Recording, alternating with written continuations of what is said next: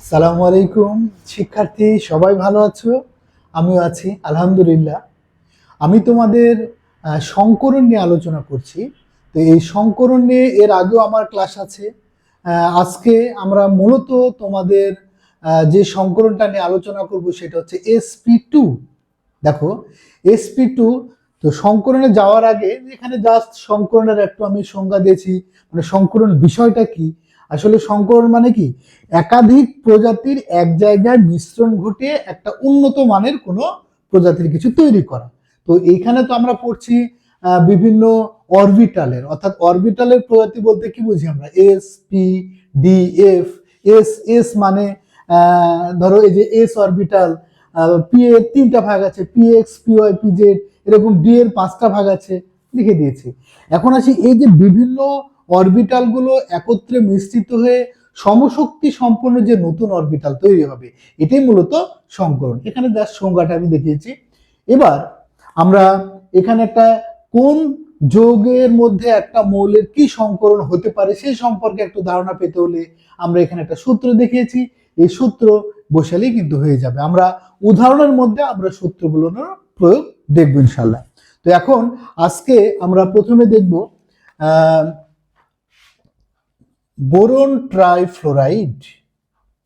Boron trifluoride এই মধ্যে যে কেন্দ্রীয় মৌল বোরন, এই বোরনে কি সংকরণ ঘটে সেই সম্পর্কে আমরা একটু দেখব।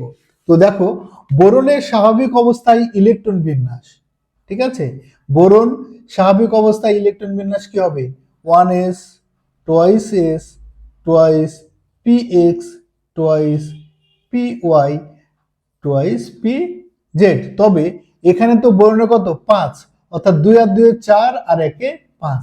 এখানে py এবং pz অরবিটালে কিন্তু কোনো ইলেকট্রন থাকছে না। এরপরে দ্বিতীয় স্টেপ আমাকে দেখতে হবে যে ওইটা উত্তেজিত হবে কিনা। তো উত্তেজিত হওয়া না হওয়ার শর্ত কয়টা আমরা বলেছিলাম, এর আগে কিন্তু আমি বলেছি, আবার বলছি, 2টা। 1 নম্বর দেখতে হবে এই যোজ্যতা অরবিটাল। যোজ্যতা অরবিটাল বলতে গেলে দেখো, এটা হচ্ছে যোজ্যতা অরবিটাল। এই যোজ্যতা অরবিটালে কোনো জোড়া ইলেকট্রন আছে কিনা, এই যে এখানে কিন্তু এটা জোড়া ইলেকট্রন আছে, এবং কোনো ফাঁকা অরবিটাল আছে কিনা। দেখো, PY, PZ দুটাই কিন্তু ফাঁকা আছে। এই 2টা শর্ত হলে আমরা বুঝবো সেটা উদ্দীপিত হবে। তাই আমরা লিখবো সেটা যে এখন উদ্দীপিত অবস্থায়। উদ্দীপিত অবস্থা বোঝানোর জন্য এরকম একটা স্টার চিহ্ন দেওয়া হয়। দেখো, 1s, এই যোজ্যতা অরবিটালের যে জোড়াটা ছিল টয়েস এস অরবিটালের 2টা, এখানে থাকবে একটা। টয়েস px এখানে একটা আছে, এখানে টয়েস py একটা চলে যাবে, আর টয়েস pz এ ওখানে কোনো ইলেকট্রন আর নাই, ওটা আমার এখানে না দেখালেও চলবে। এখন আসি, এটা গেল উদ্দীপিত অবস্থায়। এবার আমরা দেখব সংকর। এই যে সংকরণে এখানকার কোন কোন অরবিটাল গুলো সেই সংকরণে অংশগ্রহণ করবে, এর উপর ভিত্তি করেই কিন্তু এই সংকরণটার নাম হবে। তাহলে আমরা দেখব যে সূত্রটা এবার আমরা প্রয়োগ দেখব। দেখো, সূত্রটা এখানে x সমান সমান half into V plus M minus C plus A. এখানে হাফ ইন্টু ভি মানে দেখো আমি লিখেছি যোজ্যতা স্তরে ইলেকট্রন সংখ্যা। এখানে যোজ্যতা স্তর বলতে তো আমরা একটু আগে দেখলাম, দেখো এখানে কয়টা ইলেকট্রন আছে, 2 আর 1 3টা ইলেকট্রন আছে, অর্থাৎ যোজ্যতা স্তরে ইলেকট্রন সংখ্যা 3 যোগ এখানে এম। এই এম মানে কি বলেছি, এম মানে একযোজী মৌলের সংখ্যা, অর্থাৎ এই যে যৌগটা আমরা যেটা করছি বোরন ট্রাইফ্লোরাইড, এই যৌগটার মধ্যে যোজনী এক এমন কোনো মৌল আছে কিনা। ফ্লোরিনের যোজনী কত আমরা জানি, হ্যাঁ, কাজে ফ্লোরিন আছে। সেই ফ্লোরিন কয়টা আছে, 3টা, অর্থাৎ একযোজী মৌলের সংখ্যা 3। সি বলতে গেলে এই যে দেখো, সি বলতে গেলে ক্যাটায়নের চার্জ। ক্যাটায়ন মানে এখানে কোনো ধনাত্মক আধান আছে কিনা, নাই, মানে ক্যাটায়নের চার্জ সংখ্যা নাই, অর্থাৎ 0। প্লাস এ বলতে অ্যানায়ন, অ্যানায়নের চার্জ সংখ্যা সেটাও 0। তাহলে কি হলো, এখানে হাফ ইন্টু 3 আর 3 হয়ে গেল 6, অর্থাৎ এখানে মান আসবে কত, 3। 3 বলতে কি, দেখো 3 বলতে এখানে আমরা দেখো এই যে লিখেছি এক্স এর মান যদি 3 হয় SP2 সংকরণ, অথবা 3 মানে আমরা কি বুঝি যে এখানে 3টা অরবিটাল সংকরণে যাবে, 3টার মধ্যে দেখো প্রথম কি এস, তার মানে এস অরবিটাল যাবে, আর বাকি থাকলো কয়টা, আর 2টা বলতে কি PX PY, অর্থাৎ 2টা পি। তিনটা সংকরণ, এটা এক্স এর মান 3 আসা মানে বুঝে নিতে হবে এখানকার যে অরবিটাল গুলো আছে সেই অরবিটালের মধ্যে তিনটা অরবিটাল সংকরণে যাবে। একটা হচ্ছে যে S orbital, P orbital, P orbital, অর্থাৎ মোট তিনটা অরবিটাল, অর্থাৎ সংকরণটা হয়ে গেল sp2 সংকরণ। এই যে এই sp2 সংকরণ হলো, এখন এটা আমরা সংকরিত অবস্থায় দেখব।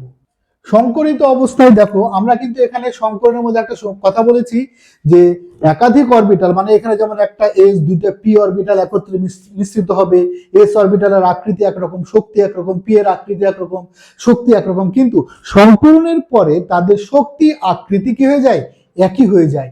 এই একই হয়ে যাওয়া বোঝানোর জন্য যার যার সংকরণ ঘটেছে, এখানে এস এর সংকরণ ঘটেনি, ঘটেছে কি টয়েস এস, অর্থাৎ এই এসটাকে এস না লিখে সাই দিয়ে প্রকাশ করবো, টয়েস সাই 1, টয়েস সাই 2, টয়েস সাই 3, অর্থাৎ এখানকার এই তিনটা অরবিটাল সংকরণে গিয়ে তিনটে সংকর অরবিটাল তৈরি হয়েছে, তাদের আকৃতি শক্তি একই রকম বোঝানোর জন্য সাই দিয়ে প্রকাশ করলাম। এবার তিনটাতে ইলেকট্রন আছে কয়টা করে, একটা একটা করে, তাই ইলেকট্রন সংখ্যা দিয়ে দেবো একটা একটা করে। এবার এটাই আমরা কি অরবিটাল চিত্রের মাধ্যমে দেখব। অরবিটাল চিত্র মানে এস অরবিটাল, তার চিত্র আছে, পি এর চিত্র আছে, সেগুলো আমরা এবার দেখব। এস অরবিটাল, অর্থাৎ এখানে দেখো সংকরণে গেছে কে, টয়েস এস অরবিটাল, অর্থাৎ এখানে কিন্তু সংকরণ ঘটলো তাহলে এইটা, অর্থাৎ সংকরণে গেছে প্রথমে টয়েস এস অরবিটাল। এস এর আকৃতি কেমন, এস এর আকৃতি কিন্তু এরকম গোল, অর্থাৎ এটা হচ্ছে টয়েস এস অরবিটাল। তার সাথে দেখো পি অরবিটাল, দুইটা পি অরবিটাল, পি এক্স এবং পি ওয়াই, অর্থাৎ এই যে এক্স অক্ষ বরাবর পি অরবিটালের আকৃতি ডাম্বেলের মতো, এক্স অক্ষ বরাবর আছে বলে এটা টয়েস পি এক্স, আর আরেকটা এরকম ওয়াই অক্ষ বরাবর থাকবে বলে এটা টয়েস পি ওয়াই। এই দুইটা অরবিটাল, এখানে আমার টয়েস পি জেড, যেহেতু তাতে ইলেকট্রন নাই ওই জন্য আমার এখানে দেখানোর দরকার নাই। এবার আসি এদের সংকরণের ফলে, মিশ্রিত হওয়ার ফলে এখানে দুইটা আর এখানে একটা তিনটা, তাই এই বোরনের তিনটা সংকর অরবিটাল তৈরি হবে, বোরনের তিনটা, ঠিক আছে, 1 2 3। এই যে তিনটা সংকর অরবিটাল তিনটাই কিন্তু হয়ে গেল কি, এই যে দেখো সাই 1 সাই 2 সাই 3 দিয়ে প্রকাশ করেছি, অর্থাৎ এইটা কিন্তু একটা sp2 সংকরণ, এটাও হচ্ছে একটা sp2 সংকরণ, এটাও একটা sp2। এবার প্রত্যেকটাতে কিন্তু ইলেকট্রন আছে একটা একটা করে, তাই আমি ইলেকট্রনটাকে এরকম ডট দেই, একটা দুইটা তিনটা ইলেকট্রন আছে। এখানে আরেকটা বিষয় কাজ করে, এদের আকৃতি এবং বন্ধন কোণের মান। দেখো আকৃতি এবং বন্ধন কোণের মান, এই বিষয়টা, তো আকৃতি বন্ধন কোণের মান দেখো এটা কয়টা ভাগ হয়েছে, তিনটা ভাগ হয়েছে। আমরা নর্মালি কি জানি, একটা যে কোনো কিছুর এরকম চারিদিকে, চারিদিকে মানে কত ডিগ্রি হয়, এটা 360 ডিগ্রি, তার এখানে কয়টা ভাগ হয়েছে, তিনটা।